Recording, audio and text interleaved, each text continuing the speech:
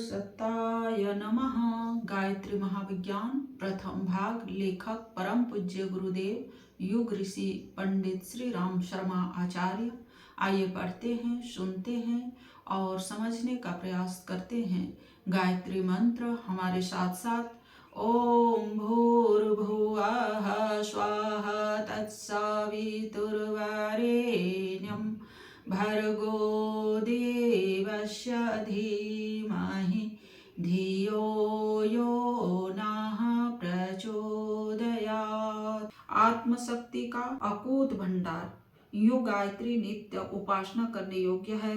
त्रिकाल संध्या में प्रातः मध्याह्न श्याम 3 बार उसी की उपासना करने का नित्य कर्म शास्त्रों में आवश्यक बतलाया गया है।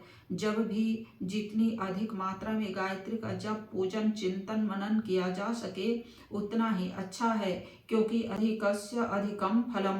परंतु किसी विशेष प्रयोजन के लिए जब विशेष शक्ति का संचय करना पड़ता है तो उसके लिए विशेष क्रिया की जाती है। इस क्रिया को अनुष्ठान के नाम से पुकारते हैं। जब कभी प्रदेश के लिए यात्रा की जाती है तो रास्ते के लिए कुछ भोजन सामग्री तथा खर्च के लिए रुपये साथ रख लेना आवश्यक होता है। यदि यह मार्ग व्यय साथ न हो तो यात्रा बड़ी कष्टसाध्य हो जाती है। अनुष्ठान एक प्रकार का मार्ग व्यय है। इस साधना को करने से जो पूंजी जमा हो जाती है उसे साथ लेकर किसी भी भौतिक या आध्यात्मिक कार्य में जुटा जाए तो यात्रा बड़ी सरल हो जाती है। सिंह जब हिरण पर झपटता है, बिल्ली जब चूहे पर छापा मारती है, बगुला जब मछली पर आक्रमण करता है तो उसे एक क्षण स्तब्ध होकर, सांस रोककर, जरा पीछे हटकर अपने अंदर की छिपी हुई शक्तियों को जागृत और सतेज करना पड़ता है।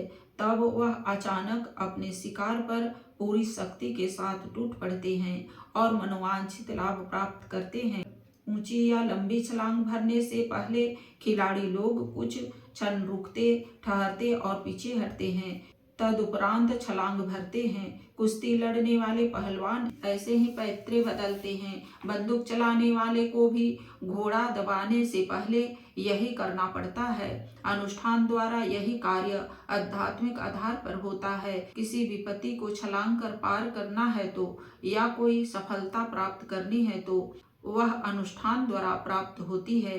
बच्चा दिन भर माँ माँ पुकारता रहता है। माता भी दिन भर बेटा लल्ला कहकर उसको उत्तर देती रहती है। यह लाड़ दुलार यूं ही दिन भर चलता रहता है। पर जब कोई विशेष आवश्यकता पड़ती है, कष्ट होता है, कठिनाई आती है, आशंका होती है या साहस की जरूरत पड़ती है तो बालक विशेष बलपूर्वक विशेष स्वर से माता को पुकारता है। इस विशेष पुकार को सुनकर माता अपने अन्य कामों को छोड़कर बालक के पास दौड़ जाती है और उसकी सहायता करती है। अनुष्ठान साधक की ऐसी ही पुकार है जिसमें विशेष बल एवं विशेष आकर्षण होता है। उस आकर्षण से गायत्री शक्ति विशेष रूप से साधक के समीप एकत्रित हो जाती है। जब सांसारिक प्रयत्न असफल हो रहे हों, आपत्ति का निवारण होने का मार्ग न सूझ पड़ता हो, चारों ओर अंधकार छाया हुआ हो, भविष्य निराशाजनक दिखाई दे रहा हो, परिस्थितियां दिन दिन बिगड़ती जाती हो, सीधा करते उल्टा परिणाम निकलता हो तो स्वभावतः मनुष्य के हाथ पैर फूल जाते हैं। चिंताग्रस्त और उद्विग्न मनुष्य की बुद्धि ठीक काम नहीं करती। जाल में फंसे कबूतर की तरह वह जितना फड़फड़ाता है उतना ही जाल में और फंसता जाता है। ऐसे अवसरों पर हारे को हरिनाम बल होता है। गज, द्रौपदी, नरसिंह, प्रहलाद आदि को उसी बल का आश्रय लेना पड़ा था।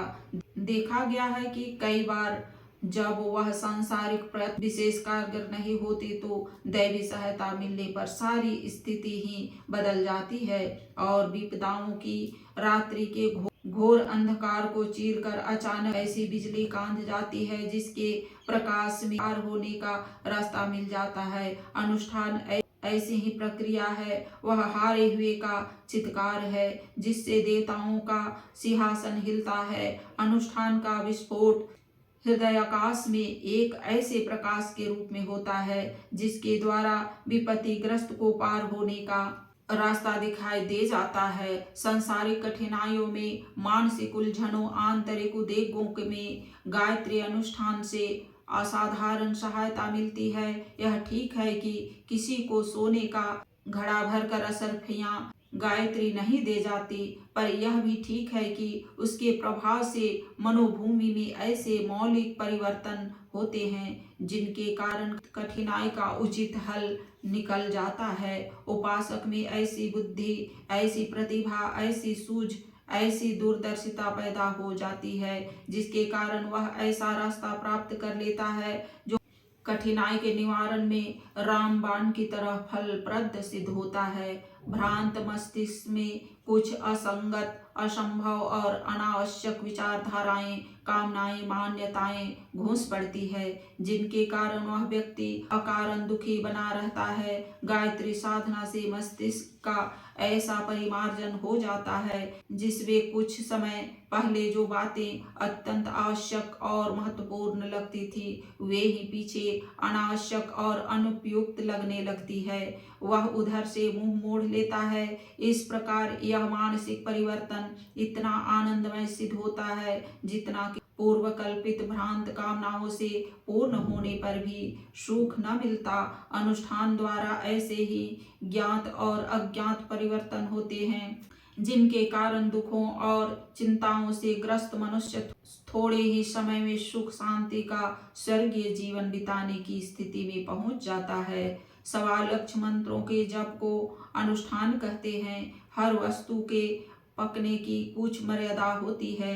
दाल, साग, ईंट, कांच आदि के पकने के लिए एक नियत श्रेणी का तापमान आवश्यक होता है। वृक्षों पर फल एक नियत अवधि में पकते हैं। अंडे अपने पकने का समय पूरा कर लेते हैं तब फूटते हैं। गर्भ में बालक जब अपना पूरा समय ले लेता है तब जन्मता है।